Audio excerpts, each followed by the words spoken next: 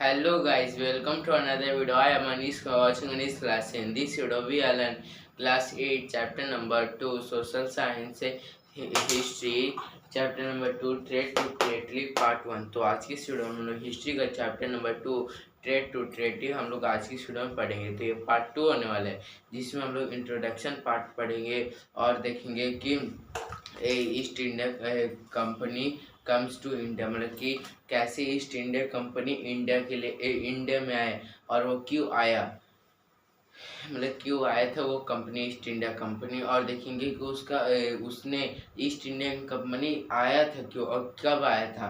तो सर चलो शुरू करते हैं। तो सबसे पहले जो हमारा इंट्रोडक्शन पार्ट है, वो इंट्रोडक्शन पार्ट ये है कि जो कि मुगल, मतलब कि अब तक मतलब इंडियन हिस्ट्री का सबसे लास्ट रूलर मुगल का कौन था? औरंगजेब था। औरंगजेब के आगे कोई भी एकदम पावरफुल मुगल नहीं आया था, मतलब मुगल कोई नहीं था। जो कि औरंगजेब का मतलब कि डेथ के बाद, मतलब कि 1707 में और 1707 में औरंगजेब का डेथ हो जाता है।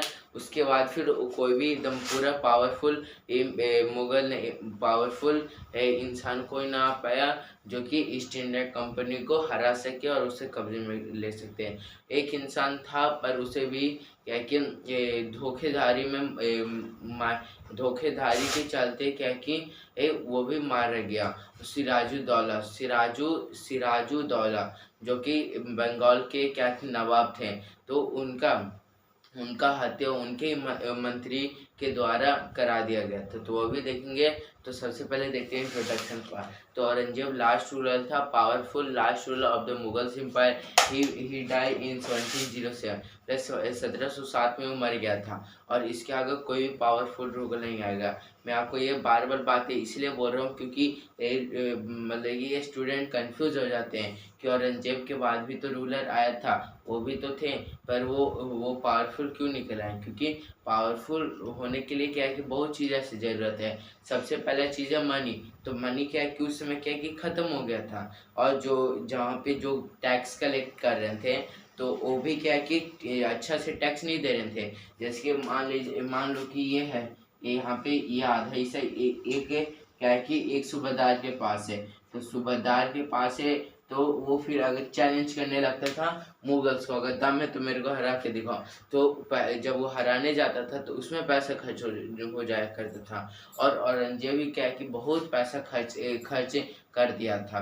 तो आई होप आपको इंट्रोडक्शन पार्ट समझ में आएगा। और ईस्ट इंडिया कंपनी क्या है कि इंडिया में ट्रेड करने के लिए आया था, मतलब कि व्यापार करने के लिए। ईस्ट इंडिया कंपनी यहीं से हो रहा है ट्रेड टू ट्रेटी, मतलब कि ट्रेड में व्यापार, ट्रेटी मतलब कि जैसे कि अपना पूरा साम्राज्य बना दिया। साम्राज्य मतलब कि ट्रेड कैसे एक व्यापारी, मतलब समझ सकते हो एक कंपनी जैसे कि अभी है अडानी का, मतलब कि अडानी कंपनी, जियो, एयरटेल, ये सब कंपनी है।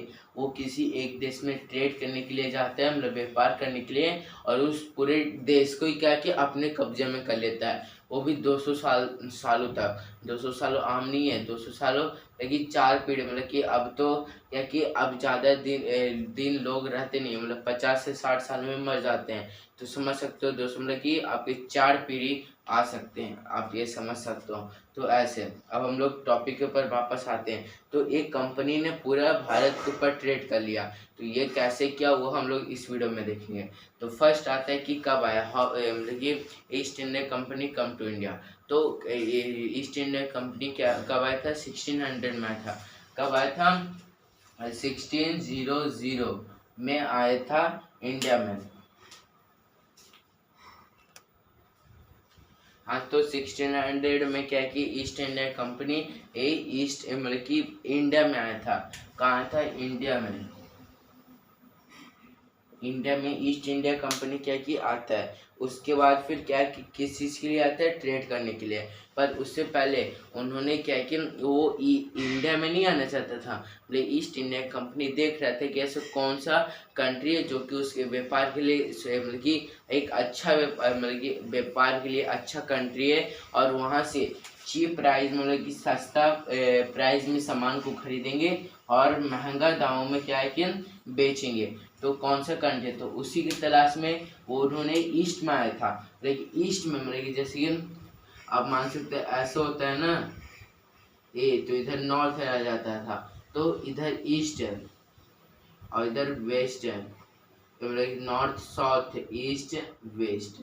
तो ये तो जब वो मतलब कि ईस्ट इंडियन कंपनी मतलब कि कहाँ पे, यहाँ पे है, यहाँ से क्या है कि इधर ईस्ट इंडिया कंपनी आया था, तो ईस्ट की तरफ आ गया था, इसलिए उसका नाम ईस्ट इंडिया कंपनी रखा गया और वो इंडिया में राज किया गया था। तो नाम मैं भी आपको बता दिया।